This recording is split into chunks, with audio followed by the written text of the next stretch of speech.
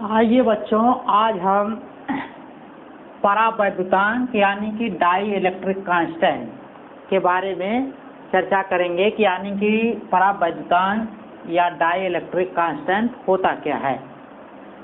देखिए बच्चों, आपको ये बताया गया है कि अगर निर्वात या वाय में दो आवेश एक दूसरे से r दूरी पर हो तो उनके बीच लगने वाला बल होता था 1/4 पाई इप्सिलॉन 0 Q1 Q2 बटे R स्क्वायर, जहाँ इप्सिलॉन 0 क्या होता है, निर्वात की विद्युतशीलता होती है।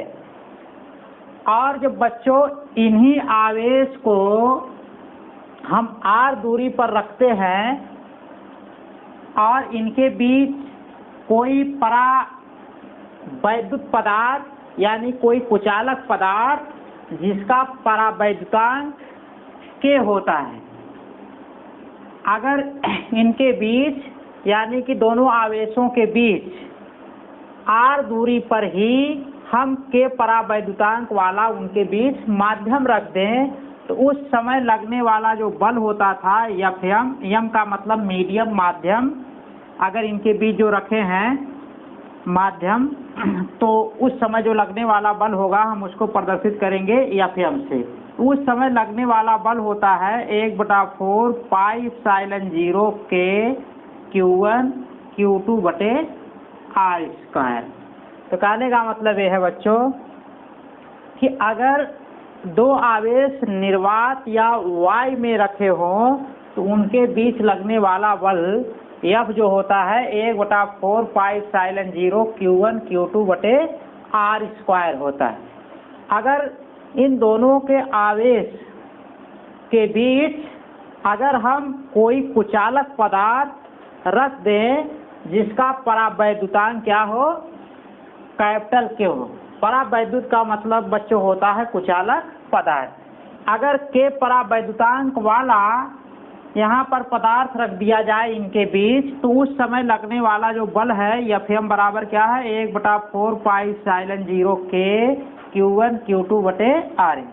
K क्या है, आपका परावैद्युतांक है। तो अब बच्चों देखिए इसी एफएम को हम लिख सकते हैं 1/4 पाई इप्सिलॉन 0 Q1 Q2 बटे R स्क्वायर। हम K को इधर लिख सकते हैं 1/K के रूप में। अब देखिए बच्चों, यहाँ से 1/4 पाई इप्सिलॉन 0 Q1 Q2 बटे R स्क्वायर किसके बराबर है, F के बराबर, यानी कि इसकी जगह हम F रख सकते हैं। तो एफएम बराबर हमारा हो जाएगा F गुणे 1/K। तो अब इसके बाद देखिए बच्चों, हम K बराबर जब लिखेंगे ये हमारा एफएम बराबर क्या आ गया है, F बटे K। हमको परावैद्युतांक की चर्चा करनी है, हमको यानी कि बताना है कि परावैद्युतांक है क्या। तो इसका मतलब कि बराबर के एक साइड पे हमारा K होना चाहिए और दूसरी पक्ष में जो आएगा वही क्या होगा, K के बराबर होगा। तो यहाँ से देखिए बच्चों K बराबर हम लिख सकते हैं, जब पक्षांतर इसको इधर कर देंगे तो क्या बनेगा, K एफएम बराबर F, और जब एफएम को इधर लाएंगे तो F बटे एफएम हो जाए। यानी हम कह सकते हैं कि जो परावैद्युतांक है निर्वात या वाय में जब दोनों आवेश रखे गए हैं उस समय लगने वाला बल, और जब उन्हीं दूरियों के बीच में यानी कि जब दोनों आवेश उसी दूरी पर होंगे उस समय उनके बीच अगर K परावैद्युतांक वाला माध्यम रख दिए हैं तो उस समय लगने वाला जो बल है एफएम इन्हीं दोनों के अनुपात के बराबर होगा परावैद्युतांक K। इस प्रकार बच्चों जो K होता है निर्वात या वाय में दो आवेश यदि R दूरी पर रखे हों तो उनके बीच लगने वाला बल, और जब दोनों आवेश उसी दूरी पर रखे हों और उनके बीच K परावैद्युतांक वाला माध्यम रखा गया हो उस समय लगने वाला जो बल एफएम है इन दोनों के अनुपात को हम कहेंगे परावैद्युतांक K। अब देखिए बच्चों, यहाँ आपको बताया भी गया है लिखा गया है, यदि दो बिंदु आवेश निर्वात या वाय में रखे हों तो उनके बीच लगने वाला आकर्षण या प्रतिकर्षण बल, या तो आकर्षण बल उन दोनों के बीच काम करेगा या तो प्रतिकर्षण बल काम करेगा। ये आकर्षण और प्रतिकर्षण बल उनके नेचर पर यानी कि आवेश के नेचर पर निर्भर करेगा। अगर समान आवेश होंगे तो प्रतिकर्षण, विपरीत आवेश होंगे तो क्या होगा, आकर्षण होगा। तो उस समय लगने वाला जो बल है यह बराबर क्या है, 1/4πε0 Q1 Q2 बटे R स्क्वायर। अभी हमने इसकी चर्चा की है और इसको दे देंगे समीकरण नंबर 1, जहाँ ε0 क्या होता है, निर्वात की विद्युतशीलता, Q1 Q2 क्या है, आवेश होते हैं, एवं R दो स्थिर बिंदु आवेशों के बीच की दूरी है।